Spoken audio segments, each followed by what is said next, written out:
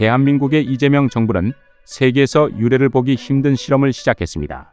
그건 바로 국무회의와 부처 업무보고 생중계입니다. 그런데 말입니다. 그 중계 화면을 보던 국민들의 댓글이 폭발했죠. 저 사람은 저 자료를 자기가 들고 와놓고 무슨 내용인지도 모르네. 저 장관은 매년 수조 원이 날아가는 저런 엉터리 정책을 방치하고 있었네. 세금이 그냥 줄줄 새네. 공부 안 한 장관은 낱낱이 드러났고 실력 있는 관료는 오히려 주목을 받았습니다. 이재명 대통령이 직접 이렇게 말하기도 했죠. 요즘 넷플릭스보다 더 재미있다는 설도 있던데 말입니다. 국민께 직접 보고한다고 생각하면 편하실 것입니다.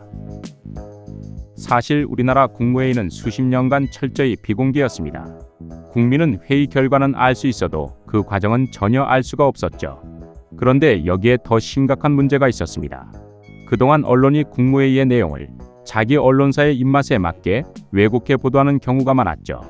실제로 우리나라의 건설사와 언론사의 관계를 들여다보면 매우 놀랍습니다. 예를 들면 SBS의 최대 주주는 태영그룹 회장이 대주주로 있는 TY홀딩스입니다. 또한 중흥건설은 헤럴드경제, 호반건설은 서울신문의 대주주로 있습니다. 이처럼 건설사를 중심으로 언론사 지분을 보유한 사례가 꾸준히 증가하고 있는 실정입니다. 건설사가 언론사의 주인이 되면 어떤 일이 벌어질까요? 자신들에게 불리한 기사는 자연스럽게 사라지고 정부 정책은 왜곡되어 국민에게 전달됩니다. 하지만 이제는 국무회의 생중계로 인하여 국민이 실시간으로 국정의 결정 과정을 들여다보는 구조가 된 것이죠. 가장 큰 수확은 국민이 직접 국정에 참여할 수단이 생겼다는 것입니다. 전에는 투표 말고는 국민이 국정에 참여할 방법이 없었죠. 이제 국민이 실시간으로 반응하고 의견을 내고 압력을 행사할 수 있는 채널이 생긴 겁니다. 이전에는 정부가 뭘 하는지, 어떤 정책을 왜 하는 것인지 정확히 알기가 어려웠죠. 하지만 지금은 보고하는 장관의 미세한 표정 변화까지도 실시간으로 전 국민이 볼 수 있습니다. 게다가 생중계 댓글에는 저 보좌관이 장관보다 훨씬 낫다 라는 반응이 실제로 쏟아지고 있습니다. 지금까지 관료 조직 안에서 빛을 못 보던 진짜 실력자들이 국민의 눈에 띄게 됩니다. 결국 그 영향은 인사권자인 대통령에게도 미치죠. 그러면 자연스럽게 다음 인사에 반영되게 될 것입니다. 여기서 우리가 좀 더 깊이 생각해 볼 것이 있습니다. 민주주의가 다른 어떤 체제보다 뛰어난 이유가 무엇일까요? 그것은 바로 강력한 자정 기능입니다. 잘못을 스스로 고칠 수 있는 능력이지요. 그런데 이 자정 기능이 제대로 작동하려면 반드시 한 가지가 필요합니다.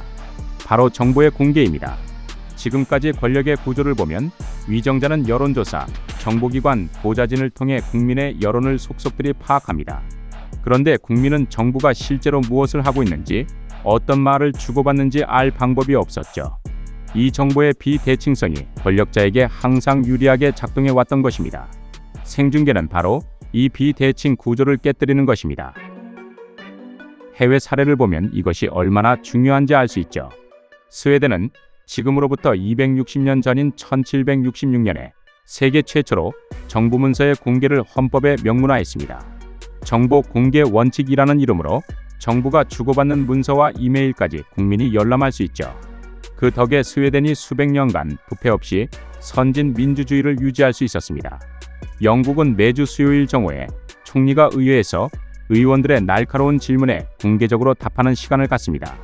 총리 질의응답이라고 하죠. 이 질의응답 시간은 1990년부터 BBC 생중계를 통해 전 세계로 방송되고 있죠. 총리가 피할 수 없는 구조입니다. 그런데 이 나라들과 비교했을 때 한국의 국무회의의 생중계는 어떻습니까? 행정부의 회의 자체를 실시간으로 공개하는 것은 세계 어디에서도 유례가 없는 방식입니다. 국무회의의 생중계를 통해 한국이 오히려 세계 민주주의의 새로운 표준 모델을 만들고 있는 것입니다. 대통령실 대변인이 국무회의의 생중계를 두고 이렇게 말했죠. 대통령은 국민께 공개하겠다는 의미입니다. 사실은 대통령 본인이 스스로 감시의 대상이 되겠다는 것입니다. 이재명 대통령 자신도 이렇게 말했습니다. 우리는 본질적으로 국민의 대리인일 뿐입니다. 그리고 정치인은 국민의 머슴입니다. 이것이 이재명 대통령의 일관된 철학입니다. 그런데 여기서 중요한 문제가 남아 있습니다. 지금의 생중계는 이재명 대통령의 의지로 하고 있는 겁니다. 대통령이 바뀌면 어떻게 될까요? 다음 대통령이 국무회의의 생중계를 없애버리면 그만입니다. 그렇게 되면 이 좋은 제도는 이재명 대통령의 개인적 취향으로만 역사에 남을 뿐입니다. 국무회의의 생중계는 반드시 법으로 만들어야 합니다.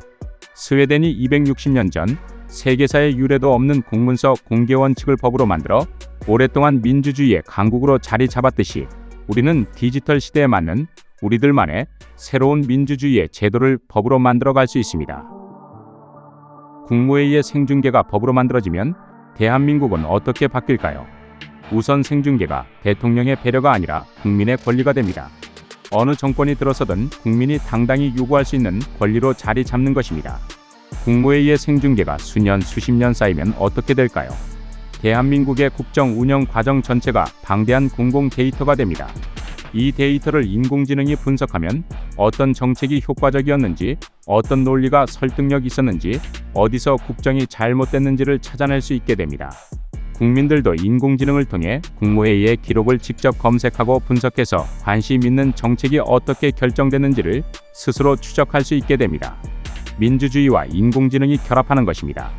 장기적인 이득이 압도적으로 크고 대한민국을 바꿀 수 있는 이러한 정책은 반드시 지속되어야 합니다. 이상 월드투픽이었습니다.